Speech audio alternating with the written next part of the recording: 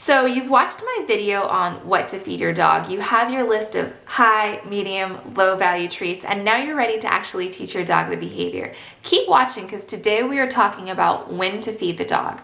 What's up guys, I'm Jenna with Dog Liaison Training, your evidence-based trainer to help you better communicate with your dog, and today we are talking about when to deliver food. When is the right opportunity to actually capture a moment, shape a moment, feed the moment, and how do we know when the dog has actually earned the treat? So I want to start off by dispelling a huge myth, which is that luring is not the answer to all positive reinforcement training. And what luring is the idea that you can put the treat up to the dog's nose and kind of drag the treat wherever you want and the dog will just follow in suit. And you sometimes see this with like sit, or you see this with eye contact where they'll put the treat up to the dog's eyes and then up to their eyes and then up to the dog's eyes and then up to their eyes, right? And that is the method of luring, and I want to dispel the idea of luring entirely, okay? Because it's not necessary, and in fact, it actually can cause more problems than help. And in a moment, I am going to tell you what method to do alternative to luring, but right now I want you to just eliminate that from your vocabulary altogether, and luring should be saved for as needed moments. For example, if your dog is about to eat chocolate, by all means, put that steak right up to their nose and lure them away. If they're about to get into a dog fight, by all means, lure them away. By all means, if your dog is about to eat glass, put the food in front of their nose and drag them away, okay? So luring has a place in short-term fixes. It really doesn't have a place in long-term fixes. If you're using luring as a hint, by all means, knock yourself out. But if you're trying to get sustainable results, you either need to not use luring at all or really quickly learn how to fade out a lure.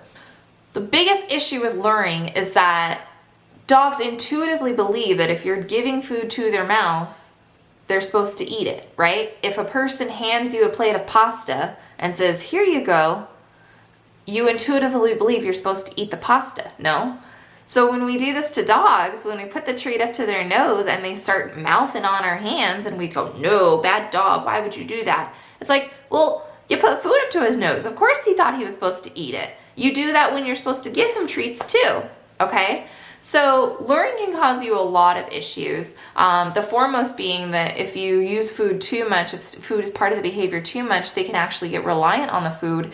And this is something that a lot of times you'll hear from other trainers who do not believe or practice positive reinforcement methods because they say that, well, the dog gets reliant on food. And to be honest, for trainers that are strictly luring a behavior, they're right. I mean, the dog is going to be reliant on that food because they don't know how to get off of the food in the long run. Now, capturing and shaping are both wonderful alternatives to luring a behavior. Capturing is going to be waiting until after the dog does the behavior, and this is super important. If you've got treats in your hand, or you've got a treat bag, or you've got your food on a counter, it's super important that the food is apart from the actual behavior. So you're not sitting there going, sit. It's that the food is all the way off into the corner. You're sitting patiently, sit.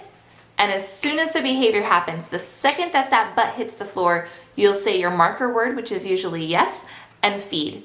Now in a moment, we're gonna get more in depth on what a marker word is and how we identify it.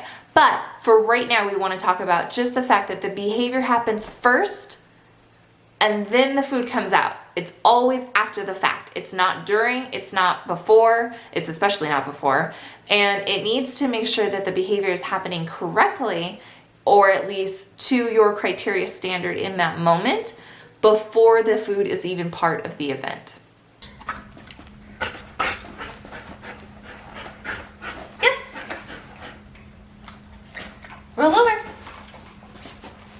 Roll over. Yes. Now shaping is where you put a bunch of captures all the way together. So perhaps you're capturing a down, for example. Maybe instead of just teaching the dog to lay down, you want to teach the dog to pop on his hip, so he's going to be at more of an angle. What you might do is mark your yes when he plants himself in that, steady state where he's like, ha, right? And then the second that he then switches his hips, you'll mark him again and give him a second treat. So you're actually identifying both moments. The first moment that he decides to put his chest to the floor, he gets a treat, and the second moment that he decides to flip his hip, he gets a second treat. That is putting two captures together to make one big event. And eventually he'll start chaining them. That's a big fancy word, chaining them. He'll be chaining them together so that he automatically puts his belly down and automatically gives you a hip. And then you've ended up with just feeding him for one treat.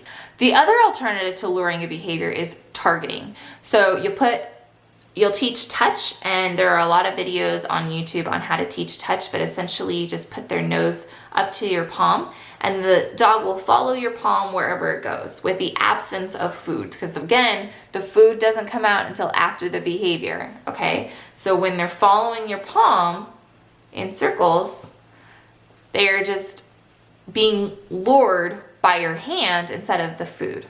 Now, your marker word is super important. Your marker word, which is usually yes or good or some sort of easily communicated word, is going to identify the exact behavior that has earned the reinforcer.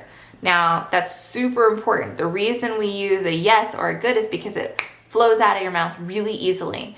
And you can say it faster than you can reach into your bag, grab the treat, break off the treat, and hand it to the dog.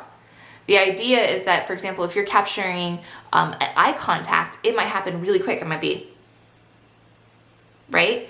Your yes can be faster than grabbing for the treat. So it'd be yes, and he'd get a treat. Yes, and he gets a treat, right? So the yes is going to identify the exact moment that he has done the behavior that has earned him a reinforcer. Now, I highly recommend that if you're using luring techniques right now, that you start to fade those out and transfer over to a capturing, a shaping, or targeting method. And if you haven't checked out my What to Feed the Dogs and you don't already have a high, medium, low value treat, then I definitely recommend you click that button because that's going to send you to my video on how to create a list full of treats and what to use when you need them. If you enjoyed this video, hit like and subscribe, and I'll see you guys soon.